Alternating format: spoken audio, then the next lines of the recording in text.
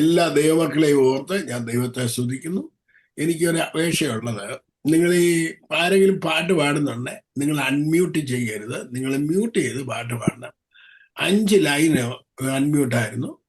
അത് നിങ്ങൾ പാടുന്ന മൂളലാണെന്നുണ്ടെങ്കിലും പാട്ടാണെന്നുണ്ടെങ്കിലും അത് അരോചകത്വമായിട്ട് വരുന്നുണ്ട്. നിങ്ങൾ കേൾക്കുന്നവർക്ക് അങ്ങനെ ചെയ്യരുത്. കാരണം ഇത് നമ്മൾ പല സ്ഥലത്തും പല രാജ്യത്തും ഇരിക്കുന്നത്, നമ്മുടെ ട്യൂണെല്ലാം ഒരുപോലെ വരത്തില്ല. അല്ലെ അതുപോലെ ട്യൂൺ ചെയ്ത് പാടാൻ അറിയാവുന്നവരൊക്കെ പാടിയാലേ ശരിയാകത്തുള്ളൂ. എനിക്കങ്ങനെ അറിയത്തില്ല, എല്ലാവർക്കും അങ്ങനെ അറിയാമെന്ന് എനിക്ക് തോന്നുന്നുമില്ല. അതുകൊണ്ട് പാട്ട് പാടുന്നുണ്ടെ മ്യൂട്ട് ചെയ്യുക പ്ലീസ്. ഇത് പല പ്രാവശ്യം പറഞ്ഞിട്ടുള്ളതാണ്, ഇങ്ങനെ ആവർത്തിക്കുന്ന. ഞാൻ ഇന്ന് കണ്ട 5 പേരെ ഞാൻ നോട്ടീസ് ചെയ്തു. നിങ്ങൾ 5 പേരും പാടാൻ താല്പര്യത്തോടെ നിങ്ങൾ പാടിയത്, മൂളിയത് നല്ലതാണ്. പക്ഷെ എന്നുണ്ടെങ്കിൽ അത് മ്യൂട്ട് ചെയ്തിട്ട് നിങ്ങൾ പാടുക. Thank you. പരിശുദ്ധമായ നാമം വാഴ്ത്തപ്പെടുവാനാകട്ടെ. പറഞ്ഞില്ലെന്നേ ഉള്ളൂ. ഞാൻ ശ്രദ്ധിച്ചായിരുന്നു, പറഞ്ഞില്ലെന്നേ ഉള്ളൂ. Okay, thank you. കർത്താവിന്റെ പരിശുദ്ധമായ നാമം വാഴ്ത്തപ്പെടുവാനാകട്ടെ.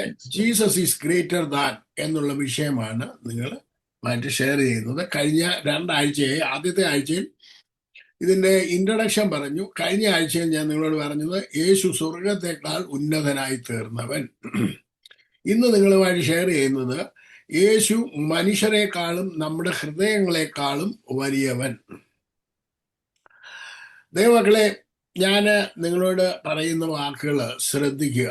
ഇന്ന് ഒരുപാട് രാജ്യങ്ങളിൽ, ദേശങ്ങളിൽ പേഴ്സിക്യൂഷൻ ഉണ്ട്. പക്ഷേ ഇന്ത്യയിൽ നടക്കുന്ന പേഴ്സിക്യൂഷന് ആരും എതിർക്കുന്നില്ല. അല്ലെന്നുണ്ടെങ്കിൽ ആരെങ്കിലും ഒക്കെ അതിന് സപ്പോർട്ടുണ്ടോ, അല്ലെ അതിനെ എതിർത്ത് പറയാനായിട്ടോ അതിനുവേണ്ടി സംസാരിക്കാനായിട്ടോ ആളില്ലാത്തത് വലിയൊരു വിഷയമാണ്.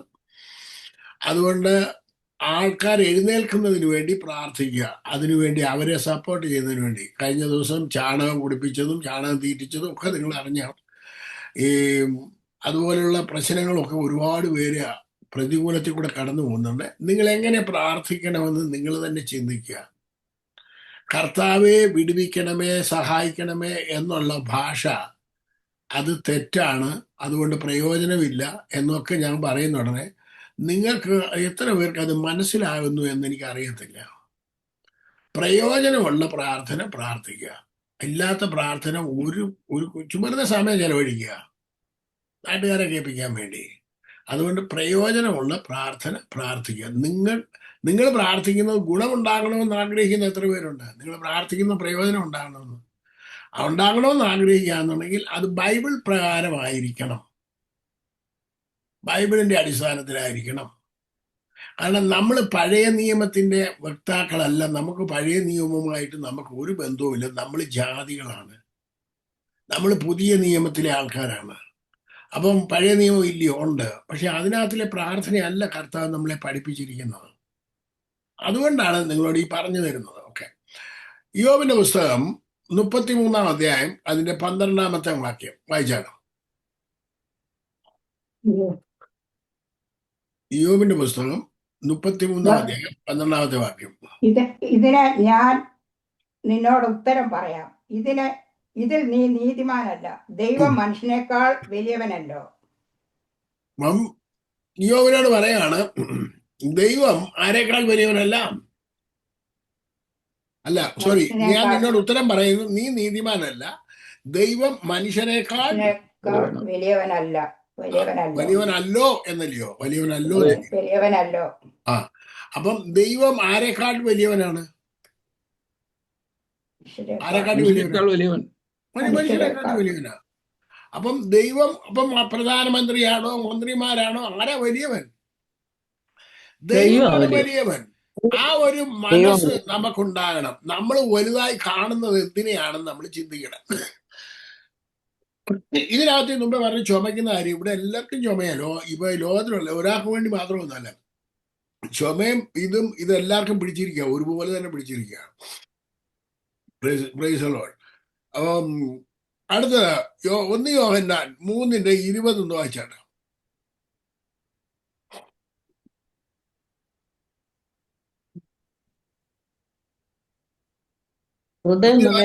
നമ്മെ കുറ്റം വിധിക്കുന്നു എങ്കിൽ ദൈവം നമ്മുടെ ഹൃദയത്തെക്കാൾ വലിയവനും എല്ലാം അറിയുന്നവനും എന്ന് നമ്മുടെ ഹൃദയത്തെ അവന്റെ സന്നിധിയിൽ ഉറപ്പിക്കാം.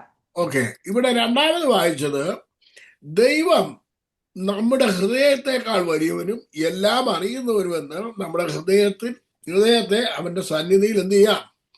ഉറപ്പിക്കാം. അപ്പം ദൈവം ആരെക്കാട്ടും വലുതാണ്?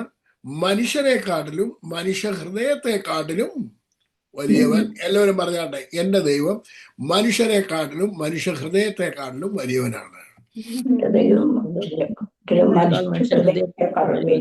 അപ്പൊ ആരുമായിട്ടാണ് നമുക്ക് ബന്ധമുള്ളത്?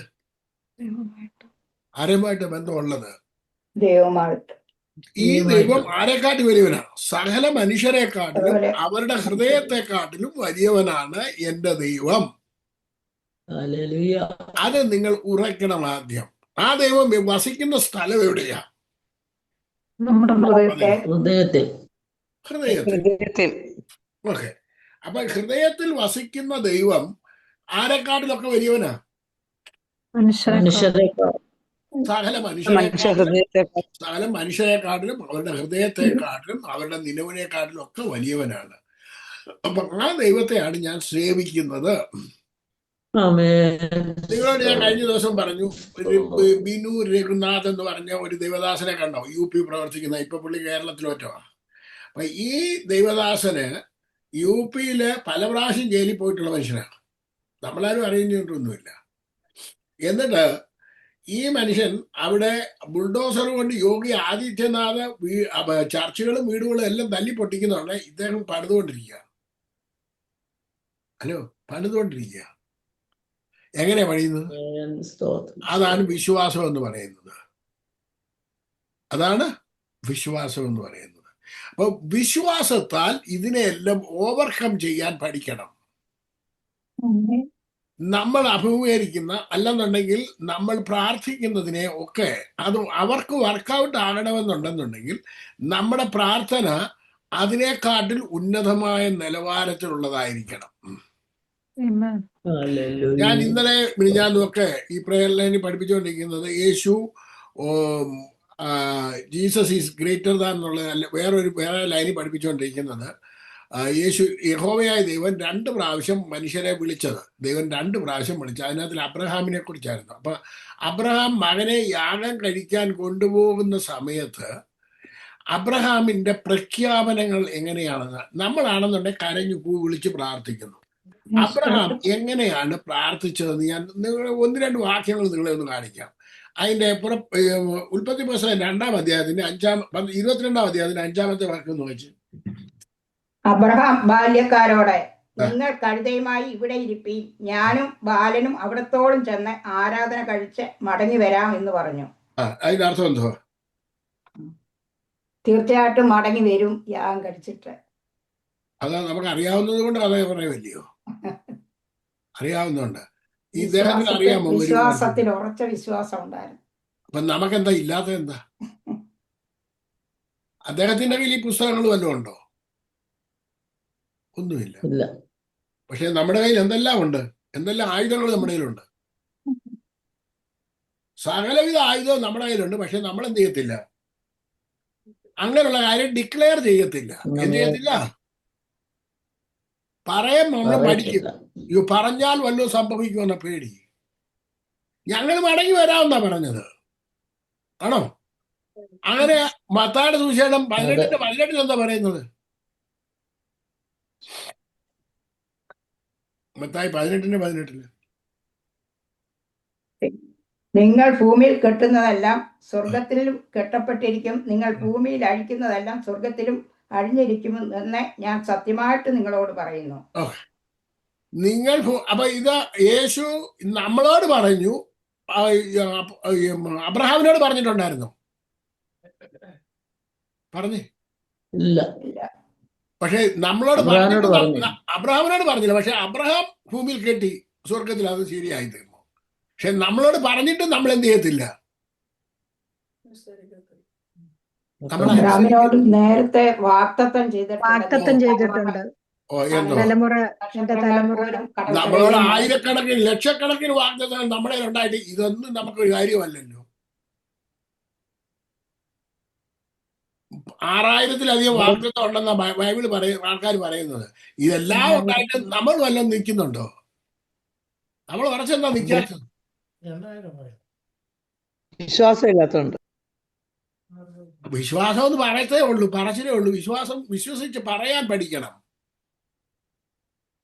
അപ്പം നമ്മുടെ ദൈവം നമ്മളിലാണ് വസിക്കുന്നത്. അന്ന് അവരോടും കൂടെ ദൈവം വസിക്കുന്നുണ്ടോ?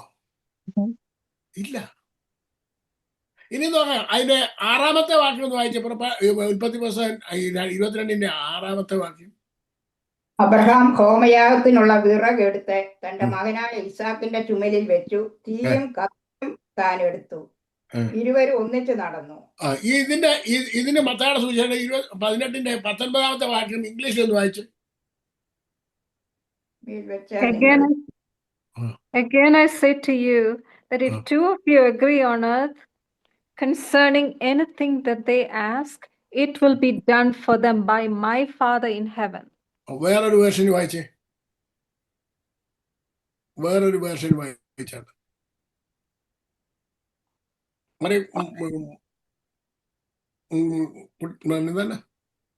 ഞാൻ എന്റെ ബൈബിള് താഴെ ഞാൻ വേറൊരു വേർഷൻ ആരെങ്കിലും എടുത്തോണ്ടുള്ളൊരു വായിച്ചാട്ടോ. 22-ന്റെ 6.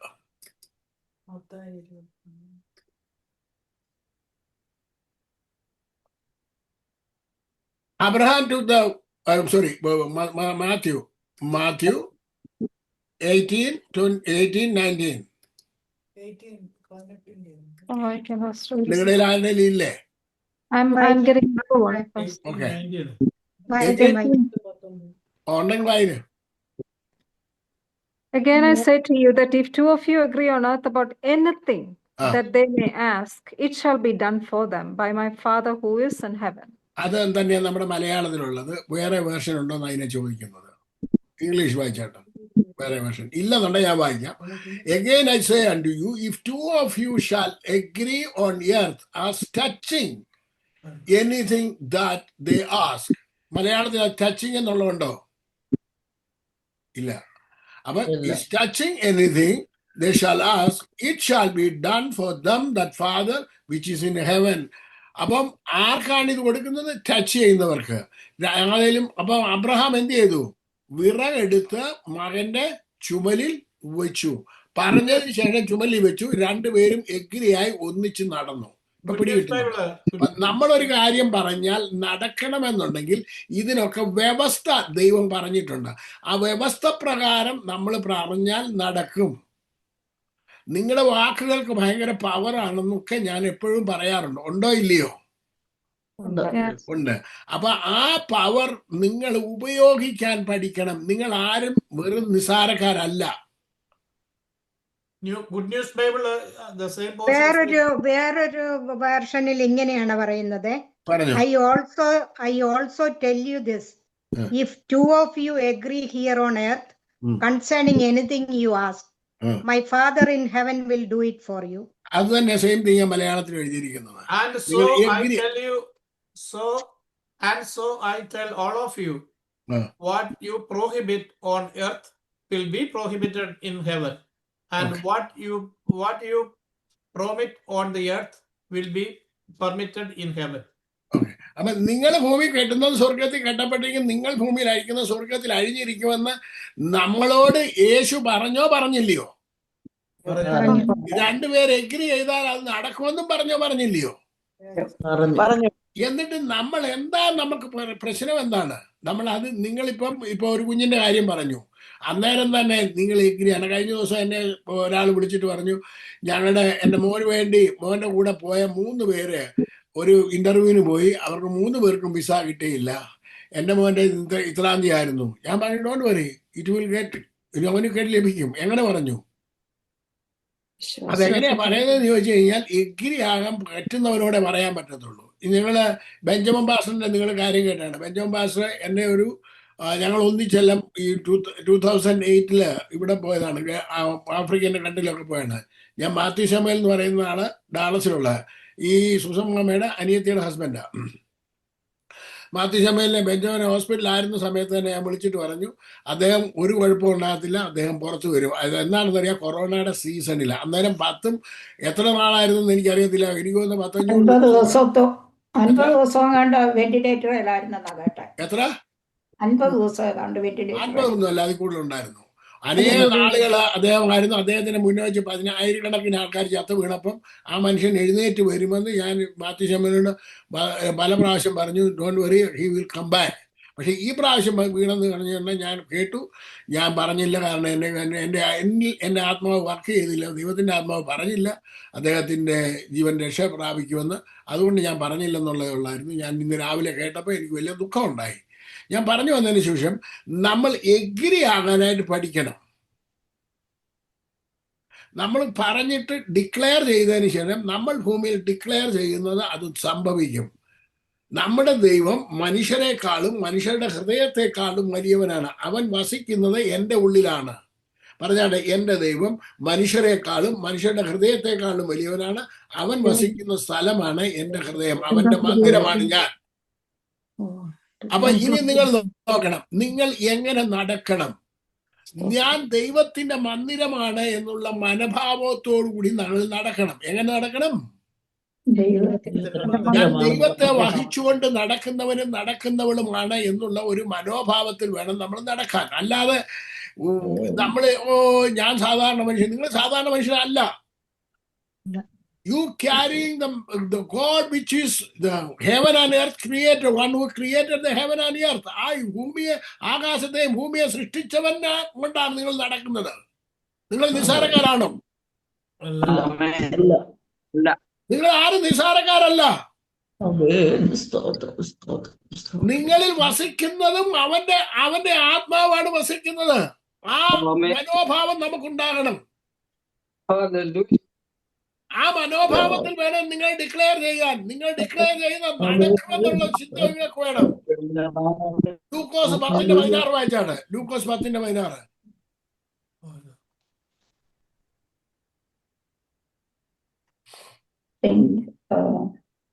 നിങ്ങളുടെ വാക്ക് കേൾക്കുന്നവൻ എന്റെ വാക്ക് കേൾക്കുന്നു, നിങ്ങളെ തള്ളുന്നവൻ എന്നെ തള്ളുന്നു, എന്നെ തള്ളുന്നവൻ എന്നെ അയച്ചവനെ തള്ളുന്നു. അപ്പൊ നിങ്ങളുടെ വാക്കിന്റെ പവർ എന്തുമാത്രം ഉണ്ടെന്ന് നിങ്ങൾ ചോദിക്കുക. How much power in your words? Hello, നിങ്ങളുടെ വാക്കുകൾക്ക് എന്തുമാത്രം ശക്തിയുണ്ട്? ആരെങ്കിലും പറഞ്ഞു എന്തുമാത്രം ശക്തിയുണ്ട്? ആ ശക്തിയെ നിങ്ങൾ ഉപയോഗിക്കണോ വേണ്ടയോ? അത് വാക്കുകൊണ്ട് നിങ്ങൾ നിസാരമാക്കി കളയരുത്. നിസാരമാക്കി കളയരുത് നിങ്ങളുടെ വാക്കുകളെ. നിങ്ങളുടെ വാക്കുകൾക്ക് ഭയങ്കര പവറാണ്. അത് നിങ്ങൾ ഉപയോഗിക്കാൻ പഠിക്കണം. കഴിഞ്ഞ ദിവസം എന്റെ ശരീരത്തിൽ, എന്റെ കക്ഷത്തും എന്റെ ഈ തലയുടെ പുറകിലും 2 കുരു പോലെ വന്നു. ഞാൻ വളരെയധികം ഭാരപ്പെട്ടു. കക്ഷത്തിന്റെ ഭാഗം വരുമ്പോ 1/2 ഇഞ്ച് തടുപ്പ് പോലെ ഉണ്ടായിരുന്നു. ഞാൻ 2 ദിവസം ഉപവാസത്തിലായിരുന്നു. എന്തോ ഭയങ്കര ചൂടുകുരുവാകുന്നു, എന്തായാലും ഞാനത് വളരെയധികം ഭാരപ്പെട്ടു. ദൈവസന്നിധിയിൽ യേശു ആ വാക്ക് ദൈവാസം പറഞ്ഞതുപോലെ യേശുവിന്റെ നാമത്തിൽ അണുക്കൾ നീങ്ങിപ്പോകട്ടെ എന്ന് പ്രാർത്ഥിച്ചു. അത് ചൊങ്ങുവാനും വളരെ അവിടെ ഒരു വിടുതൽ ദൈവം തരുവാൻ ഇടയായി തീർന്നു. ആമേൻ. നിങ്ങൾ ആരും നിസ്സാരക്കാരല്ല. നിങ്ങൾ സാധാരണ മനുഷ്യരല്ല. നിങ്ങൾ ഒരു സാധാരണ മനുഷ്യരാണെന്നുണ്ടെങ്കിൽ നിങ്ങളോട് ഇതൊന്നും ഞാൻ പറഞ്ഞു തരത്തില്ല. അതുകൊണ്ട് നിങ്ങളെല്ലാം പവർഫുൾ വെപ്പണാണ്. ദൈവത്തിന്റെ ശക്തിയേറിയ വെപ്പണാണ്. യെശയ്യാപ്രവചനം 49:2 വാക്യം ഒന്ന് വായിച്ചാണ്. ഞാൻ എന്റെ വാക്കുകളിനകത്തിനൊക്കെ പോകുന്നതിന് മുമ്പേ എന്റെ ഹൃദയത്തിലേക്ക് കയറി വരുന്ന വചനങ്ങളാണ് ഇപ്പൊ പറഞ്ഞുകൊണ്ടിരിക്കുന്നത്. പറഞ്ഞു വായിച്ചേ. യെശയ്യാപ്രവചനം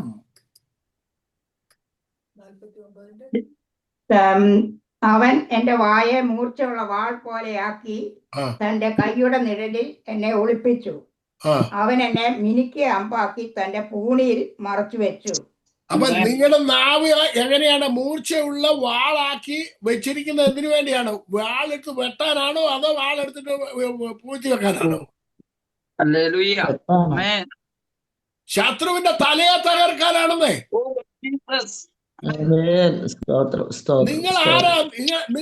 നിങ്ങളുടെ എന്താണ് ഒരു മിനിക്ക് അമ്പാക്കി പൂണിയിൽ വെച്ചിരിക്കുകയാണ്. 50 രൂപയാണ്.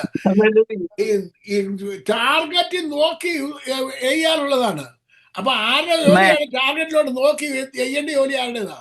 നമ്മുടെ ജോലിയാ. മക്കളെ, നിങ്ങൾ ഒരിക്കലും ഭയക്കരുത്. ഒരു പ്രശ്നത്തെ കണ്ടിട്ട് എന്ത് ചെയ്യരുത്? ഭയക്കരുത്. അത് മാത്രമല്ല, ദൈവത്തെ കുറ്റം പറയുന്നത് നിർത്തണം. ഈ ചിലര് പറയും ദൈവം അറിയാതെ ഒന്നും സംഭവിക്കത്തില്ല. അത് ദൈവത്തെ കുറ്റം പറയും, അല്ലാതെ വേറൊന്നുമല്ല. ദൈവങ്ങളെ, നിങ്ങളുടെ ജീവിതത്തിൽ നിങ്ങൾക്കെതിരായി വരുന്ന ഏത് ഇതിനെയും ആര് കുറ്റം വിധിക്കണം? നിങ്ങൾ കുറ്റം വിധിക്കണം. മാറി നിൽക്കാൻ പറയണം. അങ്ങനെയാണ് വേണ്ടത്. ഓക്കെ, അപ്പൊ നമ്മുടെ ദൈവം ആരാണ്? സകല മനുഷ്യരെക്കാളും അവരുടെ ഹൃദയങ്ങളെക്കാളും വലിയവനാണ്. യോഹന്നാൻ സുവിശേഷത്തിലേക്ക് വന്നാണ് 8-ാം അധ്യായം. 8-ാം അധ്യായത്തിനകത്ത് ഒരു സ്ത്രീയെ വേശ്യാവൃത്തിക്ക് പിടിച്ചിട്ട് കൊണ്ടുവന്നേക്കുന്നതാണ്. അതൊന്ന് വായിച്ചു, ആ ഭാഗം ഒന്ന് വായിച്ചാണ്. 8-ന്റെ 1 മുതൽ വായിര്. 8-ന്റെ 1 മുതൽ വായിര്. അധികാലത്ത് അവൻ പിന്നെയും ദേവാലയത്തിൽ ചെന്നു. ജനമൊക്കെയും അവന്റെ അടുക്കൽ വന്നു. അവൻ ഇരുന്ന് അവരെ ഉപദേശിച്ചു കൊണ്ടിരിക്കുമ്പോൾ ശാസ്ത്രിമാരും പരീശന്മാരും വ്യഭിചാരത്തിൽ പിടിച്ചിരുന്ന ഒരു സ്ത്രീയെ കൊണ്ടുവന്ന് നടുവിൽ നിർത്തി അവനോട്, ഗുരു, ഈ സ്ത്രീയെ വ്യഭിചാര കർമ്മത്തിൽ തന്നെ പിടിച്ചിരിക്കുന്നു. ഇങ്ങനെയുള്ളവരെ കല്ലെറിയണമെന്ന് മോശ ന്യായപ്രമാണത്തിൽ ഞങ്ങളോട് കൽപ്പിച്ചിരിക്കുന്നു. നീ ഇവളെ കുറിച്ച് എന്ത് പറയുന്നു എന്ന് ചോദിച്ചു. ഇത് അവനെ കുറ്റം ചുമത്തുവാൻ സംഗതി കിട്ടേണ്ടതിന് അവനെ പരീക്ഷിച്ചു ചോദിച്ചതായിരുന്നു. യേശു കുനിഞ്ഞ് വിരൽ കൊണ്ട് നിലത്തെഴുതിക്കൊണ്ടിരുന്നു. അവർ അവനോട് ചോദിച്ചു കൊണ്ടിരിക്കുമ്പോൾ അവൻ നിവർന്നു. നിങ്ങൾ അവിടെ നിർത്തിക്കാണ്. ബാക്കി ഭാഗം നമുക്ക് പിന്നീട് വായിക്കാം. ഓക്കെ, ഇനി ഞാൻ നിങ്ങളോട് ചോദിക്കട്ടെ, ഇവളെ പിടിച്ചോണ്ട് വന്നതാരാ? 3-ാമത്തെ വാക്യത്തിനകത്തുണ്ടോ? വായിച്ചേ. ശാസ്ത്രിമാരും. എന്നിട്ട് അവരെന്താ ചെയ്തു? വ്യഭിചാരത്തിൽ കർമ്മത്തിൽ തന്നെ പിടിച്ചിരിക്കുന്നു. ഇങ്ങനെയുള്ളവരെ കല്ലെറിയണമെന്ന് മോശ ന്യായപ്രമാണത്തിൽ. അമ്മാമ്മേ, അതിനകത്തിൽ പരീശന്മാരും ശാസ്ത്രിമാരും വ്യഭിചാരത്തിൽ പിടിച്ചിരുന്ന ഒരു സ്ത്രീയെ കൊണ്ടുവന്ന് നടുവിൽ നിർത്തി എന്നല്ലയോ വായിച്ചത്? ആണോ അല്ലയോ? നിങ്ങൾ കേൾക്കുന്ന മിക്കവാറും പ്രസംഗങ്ങളിനകത്ത്, ഈ പ്രസംഗത്തിനകത്ത് അവിടെ ഇരിക്കുന്ന ആൾക്കാരെല്ലാം കുറ്റക്കാരാണ്, പാവികളാണ്, ദോഷികളാണ്, നിങ്ങൾ കുറവുള്ളവരാണെന്നല്ലേ പറയാൻ മിക്കവാറും പ്രസംഗം കേൾക്കുന്ന? ആണോ അല്ലയോ? ആണോ? ആരെങ്കിലും ഒന്ന് പറഞ്ഞേ. ഒരു 80% പ്രസംഗത്തിനകത്തും ഈ ഉപദേശിമാരെ ആരെ കുറ്റം വെച്ചുകൊണ്ടിരിക്കുക? നമ്മളെ കുറ്റം വെച്ചുകൊണ്ടിരിക്കുക. നിങ്ങൾ കേട്ടിട്ടില്ലെന്നുണ്ടെങ്കിൽ ഞാൻ വേണ്ട ആൾക്കാരുടെ പേര് പറഞ്ഞുതരാം. ഈ ചേസ് ജോസഫ് എന്ന് പറഞ്ഞ ആളെ പ്രസംഗം കേൾക്കാറുണ്ടോ? ഇല്ല, കേട്ടു നോക്ക്. ഈ രാജു മേത്രയുടെ പ്രസംഗം കേൾക്കാറുണ്ടോ? കേട്ടു നോക്ക്. നിങ്ങളിങ്ങനെ പലരുടെയും പ്രസംഗം ഒന്ന് കേട്ടു നോക്ക്. അന്നേരം അവര് പറയുന്നതെല്ലാം നിങ്ങൾ ആരാണെന്ന് പറഞ്ഞു തരുന്നത്. അവിടെ വന്നിരിക്കുന്നവരെല്ലാം ആരാ? കുറ്റക്കാരും കുറവുള്ളവരുമാ.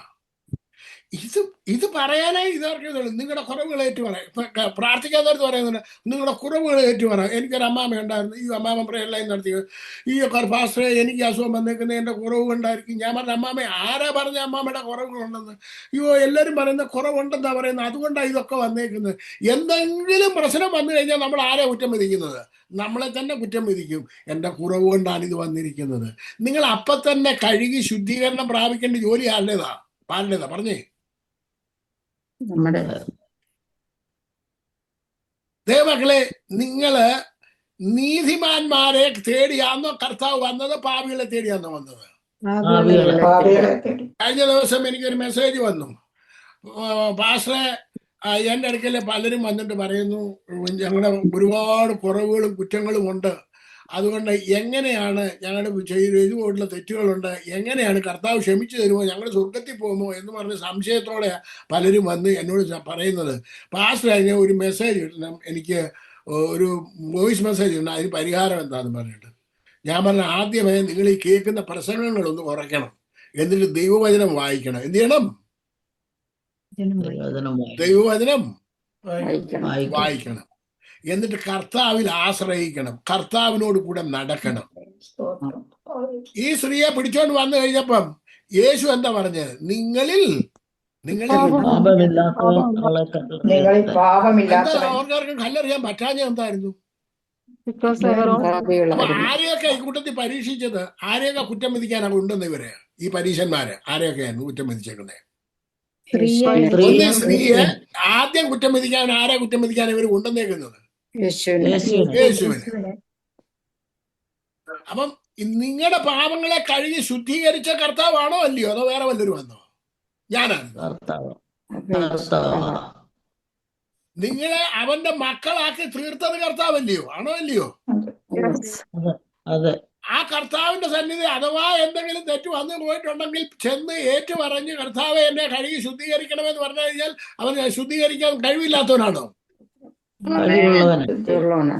ആണോ? അങ്ങനെ തന്നെ അല്ലയോ? ഒന്ന് യോഹന്നാൻ 1-ാം അധ്യായത്തിന്റെ 6-7 വാക്യം ഒന്ന് വായിച്ചാട്ട്. 7-8 വായിച്ചു. അവന്റെ പുത്രനായ യേശുവിന്റെ രക്തം സകല പാവം പോക്കി നമ്മെ ശുദ്ധീകരിക്കുന്നു. പിന്നെ നമ്മുടെ പാപങ്ങളെ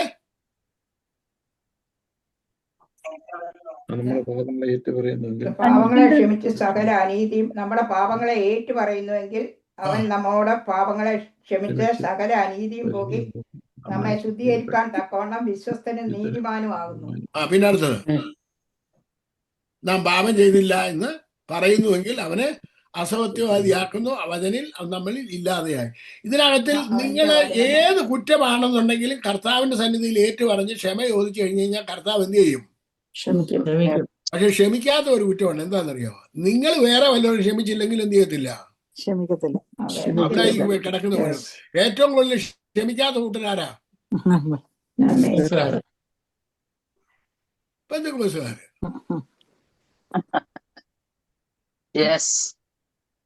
വാശിയും വൈരാഗ്യവും ഒക്കെ കൊണ്ട് നടക്കുന്ന ഇവരാ. എന്നിട്ട് സകല രോഗങ്ങളും ഉള്ള ഈ കഴിഞ്ഞ ദിവസം രോഗസൗഖ്യത്തെ കുറിച്ച് പഠിപ്പിച്ചു. നിങ്ങൾ നോക്കണേ, ഞാൻ എൻ്റെ ജീവിതത്തിൽ എൻ്റെ കാര്യം പറഞ്ഞാൽ മതിയല്ലോ, വേറെ ആരുടെ കാര്യം പറഞ്ഞത്. ഞങ്ങൾ 1992 അമേരിക്ക വന്നത്. എത്രയാ വന്നത്? എന്നാ വന്നത്? 92 വന്നു. ഞാൻ ഈ 65 വയസ്സാകുന്നത് വരെയും എനിക്ക് ഇൻഷുറൻസും കാര്യങ്ങളും ഒക്കെ ഉണ്ടായിരുന്നു. ഞങ്ങൾ ആരും ഹോസ്പിറ്റലൈസ്ഡ് ആയിട്ടില്ലായിരുന്നു. ഞങ്ങൾ 4 പേരും ഹോസ്പിറ്റലൈസ്ഡ് ആയിട്ടില്ലായിരുന്നു. ഹോസ്പിറ്റലിൽ കിടന്നിട്ടും ഇല്ലായിരുന്നു. ഞങ്ങൾക്ക് ഫാമിലി ഡോക്ടറും ഏറെക്കാലം ഇല്ലായിരുന്നു. ഇപ്പം നിങ്ങൾക്ക് ഫാമിലി ഡോക്ടർ, ഞാൻ ചോദിച്ചാൽ എന്തിനാ ഫാമിലി ഡോക്ടർ? ഇൻഷുറൻസ് ഒക്കെ ഉണ്ട്, പക്ഷെ ഫാമിലി ഡോക്ടറും ഇല്ല, ഒന്നുമില്ലായിരുന്നു.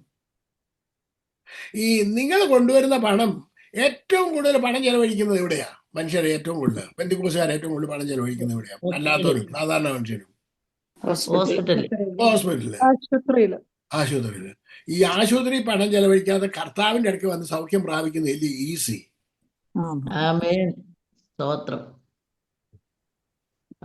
ദൈവങ്ങളെ, നിങ്ങൾ ഈ കർത്താവിനോട് കൂടെ നടക്കുന്നേ.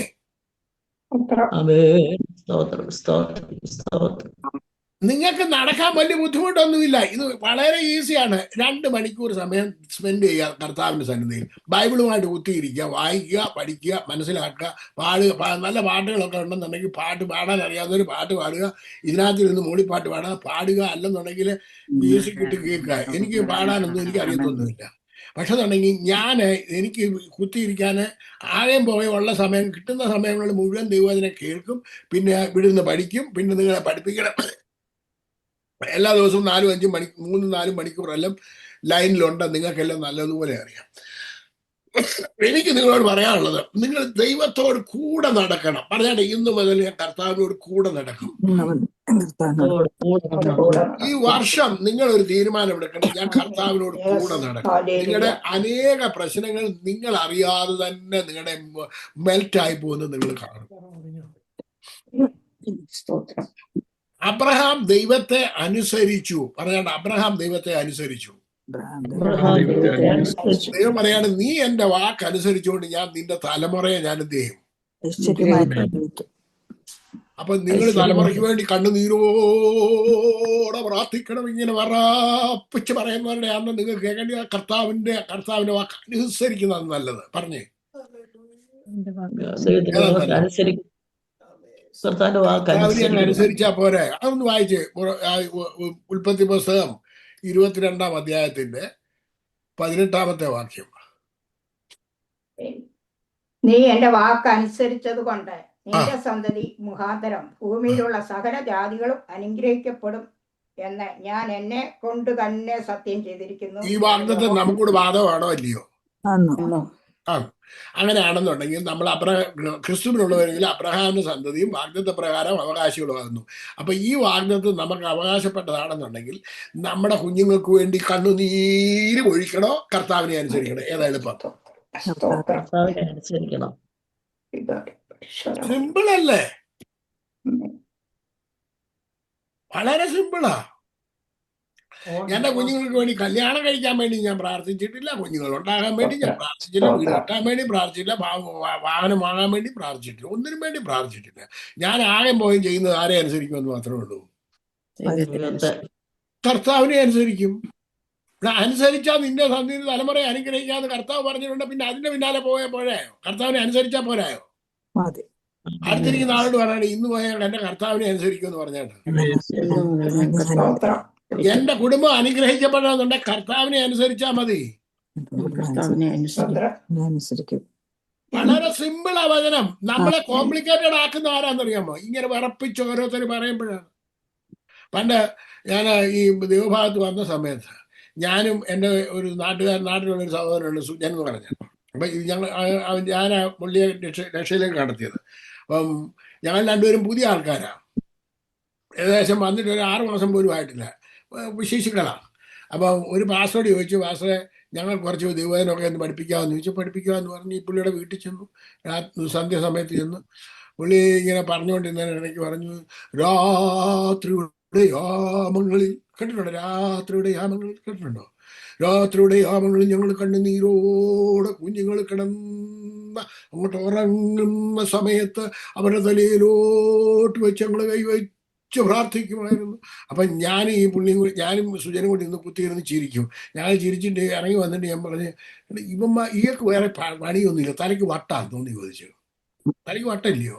രാത്രി കിടന്ന് ഉറങ്ങുന്ന പിള്ളേരെ തലയിൽ കൈവച്ച് അവരെ ഉണർത്തേണ്ടി വല്ല കാര്യമുണ്ടോ? അവരുണർന്ന് രാവിലെ വരുന്നുണ്ട്, അവരെ തലയിലോട്ട് കൈവച്ച് അങ്ങ് പ്രാർത്ഥിച്ചാൽ പോരായോ? ആന്ന് വെച്ചു പോണേ, അതല്ലേ ശരി? അതെ അതെ.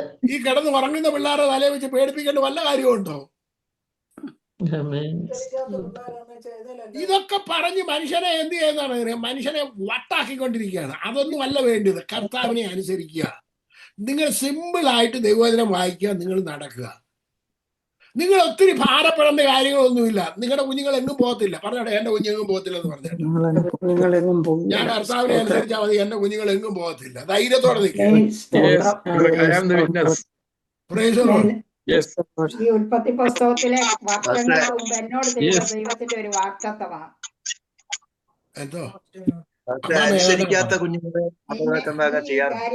അനുസരിക്കാത്ത കുഞ്ഞുങ്ങൾ തന്നെത്താൻ അനുസരിച്ചോളും. നിങ്ങൾ ദൈവത്തെ അനുസരിച്ചാൽ മതി. എക്സാം കഴിഞ്ഞ് അവന്റെ റിസൾട്ടിന് വേണ്ടി വെയിറ്റ് ചെയ്തിരിക്കുമ്പോ ഞാൻ ഇങ്ങനെ പ്രാർത്ഥിക്കുക.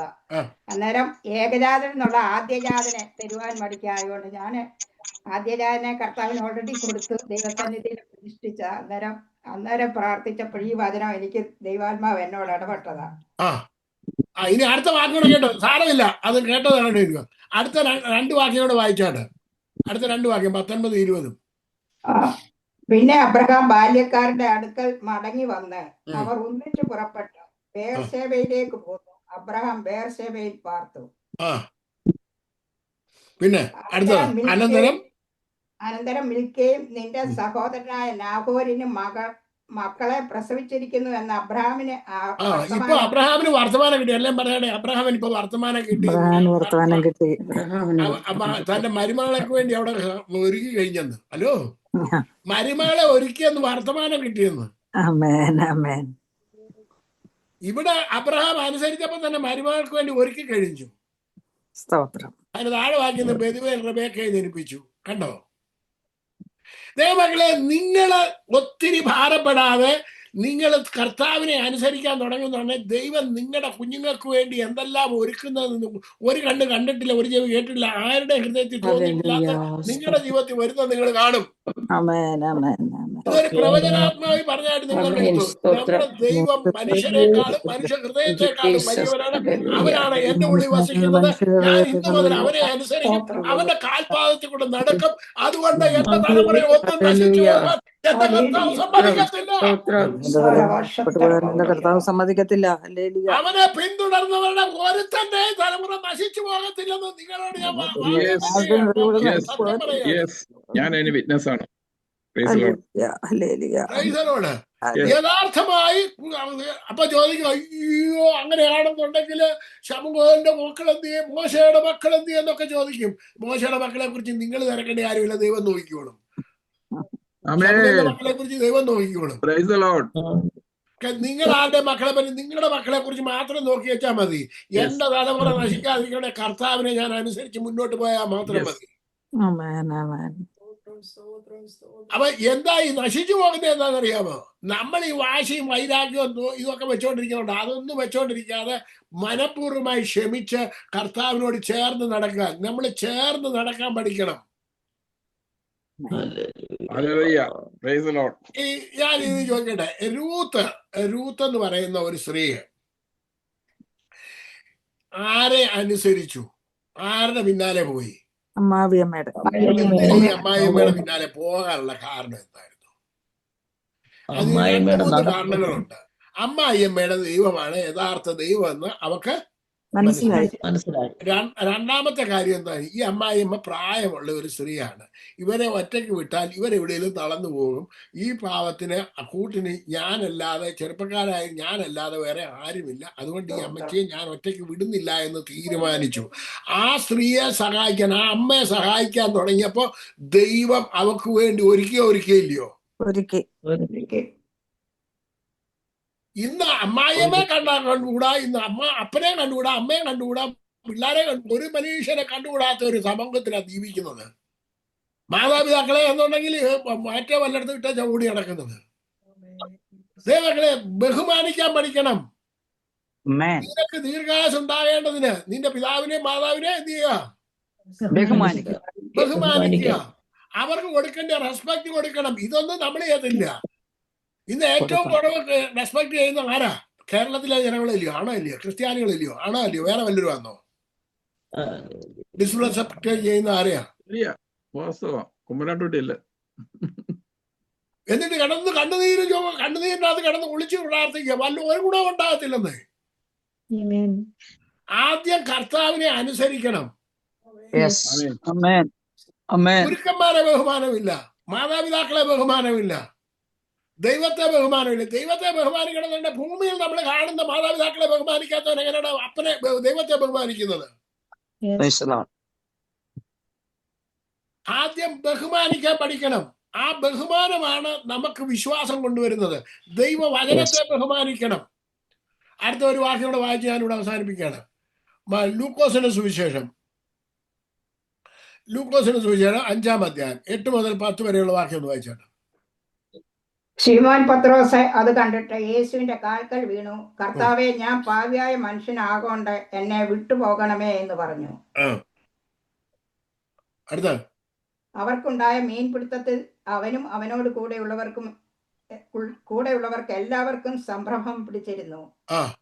ശിമോന്റെ കൂട്ടാളികളായ യാക്കോബ്, യോഹന്നാൻ എന്ന സെബദി മക്കൾക്കും അവണ്ണം തന്നെ. യേശു അവിടെ ചെന്നിട്ട് നീ പാപിയാണ്, നീയൊക്കെ പാപികളാണ്, നീയൊക്കെ നേരെയാകണം, മാനസാന്തരപ്പെടണമെന്നില്ല യേശു പറഞ്ഞോ? ഇല്ല. യേശു ആരോടേലും പറഞ്ഞ നീ പാപിയാന്ന്? ആ മുമ്പേ കണ്ട ആ സ്ത്രീയോട് പറഞ്ഞ നീ പാപിയാന്ന് പറഞ്ഞോ? ഇല്ല. അവരോടും പറഞ്ഞില്ല, ഇവരോടും പറഞ്ഞില്ല. ഇവരെ രക്ഷിക്കാനാ കർത്താവ് വന്നത്. നമ്മളെ രക്ഷിക്കാനാ കർത്താവ് വന്നത്. പറഞ്ഞ എന്നെ രക്ഷിക്കാനാ കർത്താവ് വന്നത്. എന്റെ രക്ഷകനാണ്, അവൻ എനിക്ക് രക്ഷ തരിക തന്നെ ചെയ്യും. അവൻ മനുഷ്യരെക്കാളും അവൻ എനിക്ക് എന്നെക്കാട്ടിലും എന്റെ ഹൃദയത്തെക്കാട്ടിലും വലിയവനാണ്. അവനാണ് എന്റെ ഹൃദയത്തിൽ വസിക്കുന്നത്. അതുകൊണ്ട് ഇന്നു മുതൽ ഞാൻ എന്റെ കർത്താവിനോട് കൂടെ നടക്കും, കൂടെ വസിക്കും. കൂടെ ആ നടക്കും. കർത്താവിനോട് കൂടെ വസിക്കും, കൂടെ നടക്കുകയും ചെയ്തു കഴിഞ്ഞാൽ നിങ്ങളുടെ ജീവിതം ഉന്നതമായ നിലവാരത്തിൽ ഉയരുന്നത് നിങ്ങൾ കാണാൻ സാധിക്കും. ദൈവം ഈ വചനങ്ങളാൽ നമ്മളെ എല്ലാവരെയും അനുഗ്രഹിക്കട്ടെ, സഹായിക്കട്ടെ എന്ന് പറഞ്ഞുകൊണ്ട് എന്റെ വാക്കുകളെ അവസാനിപ്പിക്കുന്നു. ഒരു മിനിറ്റ് കണ്ണാട് അടച്ചാണ് ഞാൻ പ്രാർത്ഥിക്കാം. പരിശുദ്ധ ദൈവമേ, സ്വർഗ്ഗപിതാവേ, ഇതിൽ കടന്നു വന്നിരിക്കുന്ന 40-ഓളം അധികം ആൾക്കാരുണ്ടല്ലോ കർത്താവ്, ഇവരെ എല്ലാം ഓർത്ത് പ്രാർത്ഥിക്കുന്നു. ഇവരുടെ കുടുംബങ്ങളെ ഓർത്ത് പ്രാർത്ഥിക്കുന്നു. ഇവരുടെ തലമുറകളെ ഓർത്ത് പ്രാർത്ഥിക്കുന്നു. ഇവരുടെ തലമുറകളും ദൈവത്താൽ അനുഗ്രഹിക്കപ്പെട്ട ഇവർക്ക് വിരോധമായി നിൽക്കുന്ന എല്ലാ അന്യായ ബന്ധനങ്ങളെയും യേശുവിന്റെ നാമത്തെ ശാസിച്ചകറ്റുന്നു. ഒരു വലിയ ദൈവപ്രവർത്തി കർത്താവേ നിന്റെ മക്കളിലൂടെ, ഇവരുടെ വാക്കുകളിലൂടെ പ്രവർത്തി കാണുവാൻ ഇടയായി തീരട്ടെ. അത്ഭുതങ്ങളും അടയാളങ്ങളും വീരപ്രവർത്തികളും ഇവരിലൂടെ നടക്കട്ടെ എന്ന് പ്രാർത്ഥിക്കുന്നു. യേശുവിന്റെ നാമത്തിൽ എല്ലാ അന്യായ ബന്ധനങ്ങളും അഴിച്ചുകൊണ്ട് മുന്നോട്ട് വരുവാൻ നിന്റെ കുഞ്ഞുങ്ങളെ സഹായിച്ചാണ്. മാനവും മഹത്വം അങ്ങേക്ക് അർപ്പിക്കുന്നു യേശു നാമത്തിൽ തന്നെ. ആമേൻ.